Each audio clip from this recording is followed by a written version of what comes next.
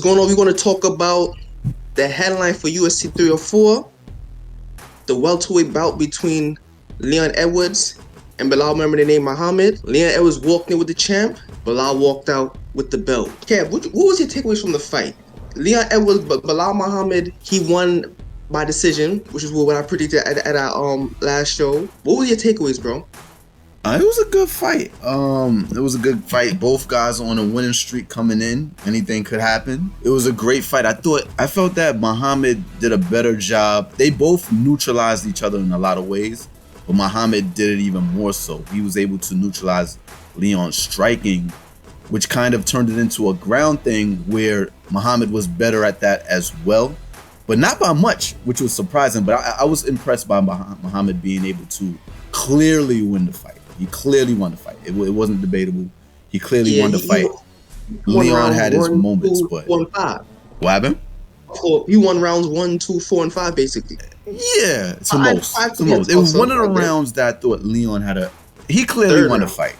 He clearly won the fight. It was an early round that could have went kind of in either way, but he clearly won the fight. Leon at the end, it was you know what it was like? It was like in the majority of the rounds in the fight, Belal Muhammad started off really well, dominated the rounds, but in the last minute or even 30 seconds, 40 seconds of the round, Leon would reverse something, all of a sudden find himself on top of the scramble. In the last round, he busted Muhammad open in the last 30 seconds of the round. Makes you wonder if it was 5 seconds. So it's not like, even though Muhammad clearly won the fight, I would like to see them fight again. I thought he clearly won, but I'm not that convinced that. Whoa, tell me. When you say you want to see them fight again, you talking about like an immediate rematch? I wouldn't mind it. I wouldn't mind it. Like I said before, weaponized cardio. Yes, weaponized cardio. Belal Muhammad weaponized his cardio against Leon Edwards. Even you told me like Leon Edwards was looking winded after the first round. Around the second round, he looked winded, bro. Yeah. And then you can't blame his cardio was. You can't blame altitude. You can't. This is Manchester. This is his home country. I never blamed that. That wasn't me. I'm just saying you can't. We can't say none of that. We can't use no excuses for this. Like Leon Edwards was outclassed. Yes. I would say this though. I would. Yeah. To some degree. Definitely. To some degree. No, you're right. To some degree, because you know why? I would say this. That wrestling. Leon with the wrestling, bro. Yeah, Leon's takedown D is impeccable. And not only takedown defense. And his reversals. He was in position to do damage. Reversals was crazy. You know, so that was very impressive. What do you think is next for Belal Muhammad? You said you don't want a rematch. What do I think is next? Is going to be Ragmanov. Should be next. Going to be Ragmanov. That's what I feel too. That's what I feel too. Cool. And then when you said immediate rematch, that's what I was going to say. I think that's I wouldn't mind seeing him. I didn't say it was going to be. I said I wouldn't mind seeing an immediate rematch. I think Leon Edwards is the class of the division. Now under Belal Muhammad. But I think Leon Edwards is dope. I think he's right there. He lost clearly, but I could see in the training camp them making some adjustments. And that's what it's about. I mean, I could see that happening. But Ragmanov is the guy. That's the guy that they wanted to skip. Yeah, he's running through everybody like water. So, and trust me, Uncle Dana's gonna want to send someone to get Belal out of that championship position. And then the beauty of that is, if let's say Ragmanov gets the win, you have a beautiful mix because you can have Leon fight any of the two of them. You could fight. You open back up the division. Yeah. Leon, Usman, even.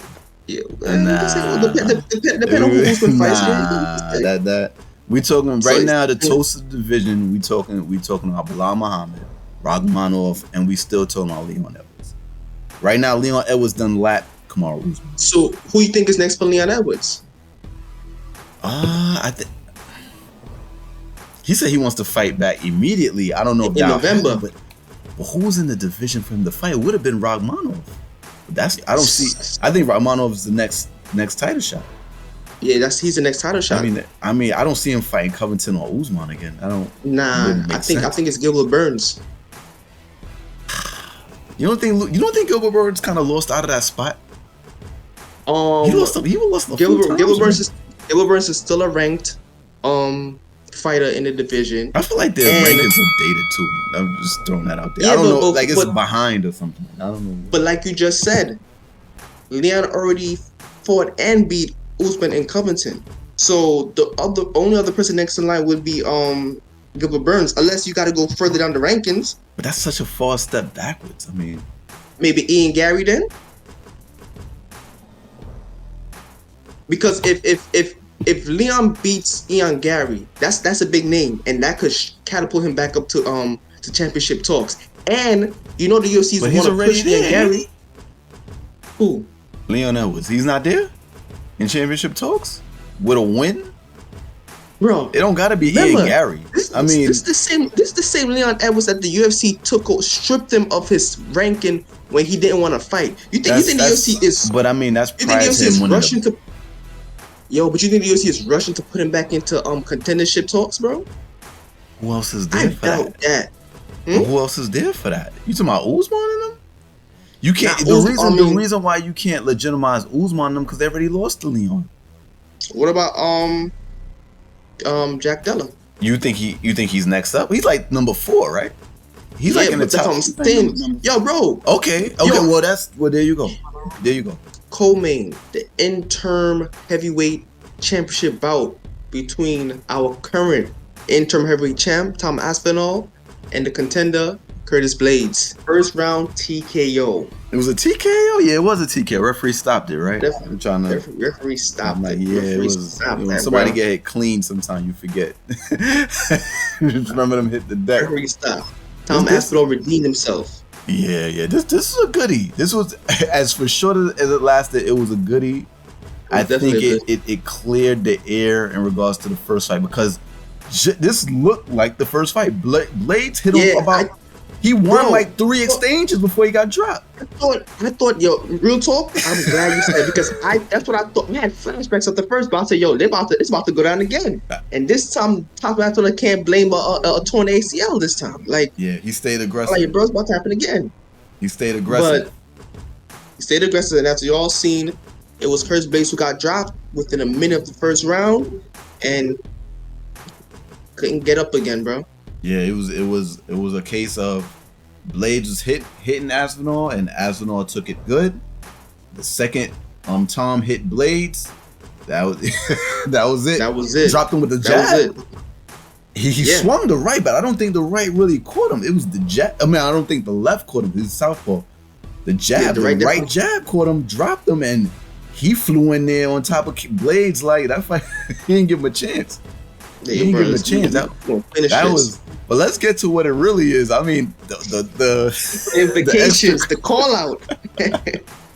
He's that keyword interim champ. He said, "Yo, what do you feel about me versus John Jones?" First of all, it's crazy that this implies one or two things. Number one, he's either dismissing Stipe, saying like, "Yo, Stipe is not even gonna beat John Jones."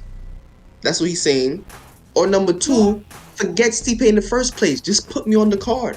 I'm ready. I would say the latter. It would be dismiss Stipe in the first place. That fight isn't even signed. Is that fight signed?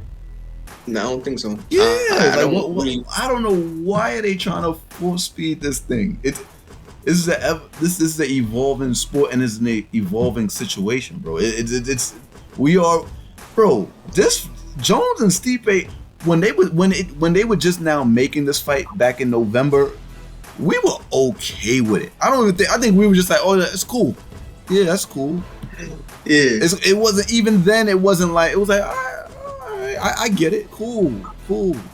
At this point, no, we have a legitimate number 1 contender from today, bro. Like, yep. Like, get this.